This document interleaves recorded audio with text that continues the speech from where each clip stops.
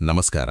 ನೀವೆಂದಾದರೂ ಒಬ್ಬ ವ್ಯಕ್ತಿಗೆ ನೂರಾರು ಬಾರಿ ಅರ್ಥ ಮಾಡಿಸಲು ಪ್ರಯತ್ನಿಸಿ ಸೋತಿದ್ದೀರಾ? ನೀವು ಎಷ್ಟು ಸರಿಯಾಗಿ ಹೇಳಿದರೂ ಅವರು ತಮಗೆ ತಿಳಿದಿದ್ದೇ ಸರಿಯೆಂದು ವಾದಿಸುತ್ತಿದ್ದಾರಾ? ಹಾಗಿದ್ದರೆ ತಪ್ಪು ಅವರದ್ದಲ್ಲ, ನಿಮ್ಮದು. ಆಚಾರ್ಯ ಚಾಣಕ್ಯರು ಹೇಳುತ್ತಾರೆ, ಮೂರ್ಖನಿಗೆ ಉಪದೇಶ ನೀಡುವುದು ಎಂದರೆ ಕಲ್ಲಿನ ಮೇಲೆ ಮಳೆ ಸುರಿಸಿದಂತೆ, ಅದರಿಂದ ಯಾವುದೇ ಪ್ರಯೋಜನವಿಲ್ಲ. ಮೂರ್ಖರ ಸಹವಾಸ ನಿಮ್ಮ ಜೀವನವನ್ನು ಹೇಗೆ ನರಕ ಮಾಡಬಲ್ಲದು ಮತ್ತು ಅಂಥವರಿಂದ ದೂರವಿರುವುದು ಹೇಗೆ? ಇಂದು ನಾವು ಚಾಣಕ್ಯರು ತಿಳಿಸಿದ ಮೂರ್ಖರ ಸಹವಾಸದ 3 ಕಟು ಸತ್ಯಗಳನ್ನು ತಿಳಿಯೋಣ. ಮೊದಲನೇ ಸೂತ್ರ: ಉಪದೇಶವು ವಿಷಕ್ಕೆ ಸಮಾನ. Advice to fools is poison. ಚಾಣಕ್ಯರ ಈ ಪ್ರಸಿದ್ಧ ಶ್ಲೋಕವನ್ನು ಕೇಳಿ. ಮೂರ್ಖ ಶಿಷ್ಯೋಪದೇಶೇನ ದುಷ್ಟಸ್ತ್ರೀಭರಣೇನ ಚ ದುಃಖಿತೈಃ ಸಂಪ್ರಯೋಗೇಣ ಪಂಡಿತೋಪ್ಯವಸೀದತಿ.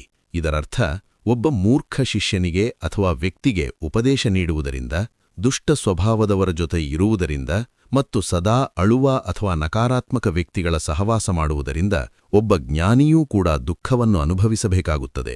ಹಾವಿಗೆ ಹಾಲು ಕುಡಿಸಿದರೆ ಅದು ವಿಷವನ್ನೇ ವೃದ್ಧಿಸಿಕೊಳ್ಳುತ್ತದೆ ಹೊರತು ಅಮೃತವನ್ನಲ್ಲ. ಹಾಗೆಯೇ ಮೂರ್ಖನಿಗೆ ನೀವು ನೀಡುವ ಒಳ್ಳೆಯ ಸಲಹೆ ಅವನಿಗೆ ಕೋಪವನ್ನೇ ತರಿಸುತ್ತದೆ. ಎರಡನೇ ಸೂತ್ರ: ವಾದ ಮಾಡಬೇಡಿ, ಮೌನವಾಗಿರಿ. Never argue with a fool. ಮೂರ್ಖರ ಜೊತೆ ವಾದ ಮಾಡುವುದು ಎಂದರೆ ಕೆಸರಿಗೆ ಕಲ್ಲು ಹೊಡೆದಂತೆ, ಅದು ನಿಮ್ಮ ಮೇಲೆಯೇ ಸಿಡಿಯುತ್ತದೆ. ಚಾಣಕ್ಯರು ಹೇಳುತ್ತಾರೆ, ಮೂರ್ಖನಿಗೆ ಮೌನವೇ ಅತಿದೊಡ್ಡ ಉತ್ತರ. ಅವನಿಗೆ ತರ್ಕ, ಲಾಜಿಕ್ ಅರ್ಥವಾಗುವುದಿಲ್ಲ.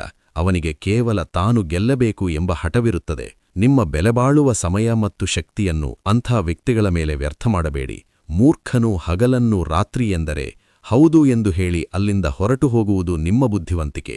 ಮೂರನೇ ಸೂತ್ರ: ಸಹವಾಸವೇ ಗುಣಕ್ಕೆ ಕಾರಣ. Company matters. ನೀವು ಯಾರ ಜೊತೆ ಕಾಲ ಕಳೆಯುತ್ತೀರೋ ಅವರ ಗುಣಗಳು ನಿಮಗೆ ಅಂಟಿಕೊಳ್ಳುತ್ತವೆ. ಚಾಣಕ್ಯರು ಎಚ್ಚರಿಸುತ್ತಾರೆ, ಮೂರ್ಖರ ಸಹವಾಸವು ನಿಮ್ಮ ಬುದ್ಧಿಶಕ್ತಿಯನ್ನು ಮಂದಗೊಳಿಸುತ್ತದೆ. ನೀವು 5 ಬುದ್ಧಿವಂತರ ಜೊತೆಗಿದ್ದರೆ 6ನೇ ಬುದ್ಧಿವಂತ ನೀವಾಗುತ್ತೀರಿ. ಅದೇ ನೀವು 5 ಮೂರ್ಖರ ಜೊತೆಗಿದ್ದರೆ 6ನೇ ಮೂರ್ಖ ನೀವೇ ಆಗುತ್ತೀರಿ. ನಿಮ್ಮ ಸುತ್ತಮುತ್ತಲಿನವರು ನಿಮ್ಮನ್ನು ಬೆಳೆಸುತ್ತಿದ್ದಾರೋ ಅಥವಾ ಕೆಳಕ್ಕೆ ಎಳೆಯುತ್ತಿದ್ದಾರೋ ಇಂದೇ ಗಮನಿಸಿ. ಮೂರ್ಖರ ಜೊತೆ ಇರುವುದ ಬದಲು ಒಬ್ಬಂಟಿಯಾಗಿರುವುದು ಎಷ್ಟೋ ಮೇಲು. ನಿಮ್ಮ ಶಾಂತಿಯನ್ನು ಯಾರಿಗೂ ಹಾಳು ಮಾಡಲು ಅವಕಾಶ ನೀಡಬೇಡಿ.